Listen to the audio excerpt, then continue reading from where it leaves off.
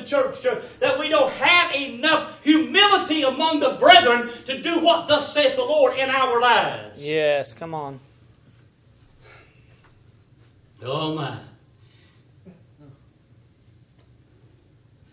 He told them to appoint the singers with instruments of music, psalteries, harps, cymbals, by lifting up their voice. How? With joy. Now this is what God wanted. This is what God told David to tell the Levites to do. When's the last time you ever seen anybody come in smiling in this church? Hallelujah! I'm glad to be here. It's almost like a dentist office. Aren't you just tickled to death to get to the dentist to get that drill up in one of them teeth? Yeah. You need to pray.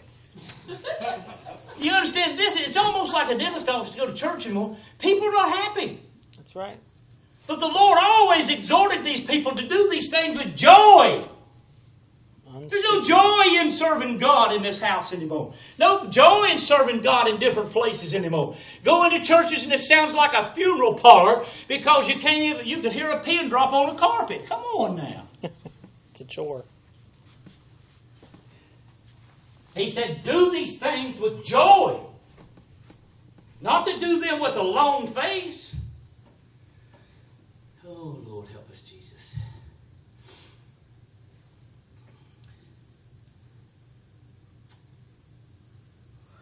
Then it goes on to tell you who they appointed.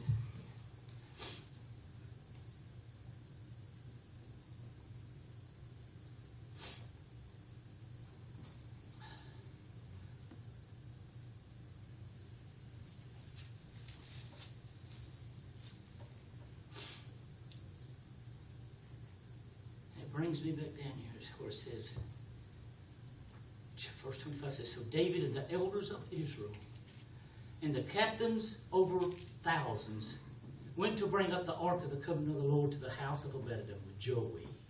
Mm-hmm. With joy. Now let me tell you why they could do this with joy. It's because David got in the Word and found out how to do it without troubles. That's why they was joyful. They went back to Obed-Edom's house to take the ark out of that house. Mm-hmm. Now, in one of my commentaries it said that Obed-Edom's crops grew better. Yes. His roof didn't leak anymore. Correct. His kids didn't get sick. Oh. And he said everything about life was great. Correct. It says you know something's going on when, and after a moment of time, everyone knows about your blessing.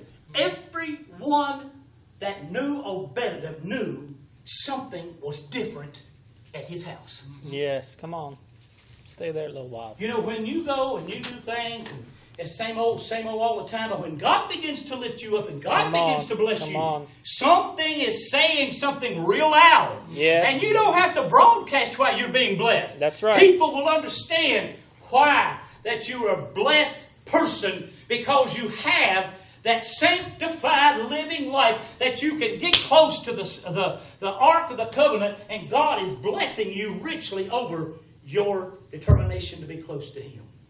Church, I'm going to tell you something. People are afraid of the Ark. Yes. And if you're not sanctified, I'd say you better be afraid of it. But there's a way that you can come into the holies of holies. Yes. There's a way that you can get close to the Ark of God. There's a way that you can come and get the blessings that God has for you. See, a lot of people say, well, I don't know why you're so blessed and I can't even give a blessing. Well, I'm not talking about me now. I'm saying you, whoever. It's the simple fact of sanctification. It's the putting the old man aside and allowing Jesus Christ to make you over like He is. That's sanctification. Yes. And people need to understand that that's the only way. Yes. That they can get close enough to God to find the perfect will of God in their life. It is. That's right. You're not going to find it otherwise. When you're dabbling into things that God's not pleased with, God will not bless you. Come on. Mercy. In His fullness.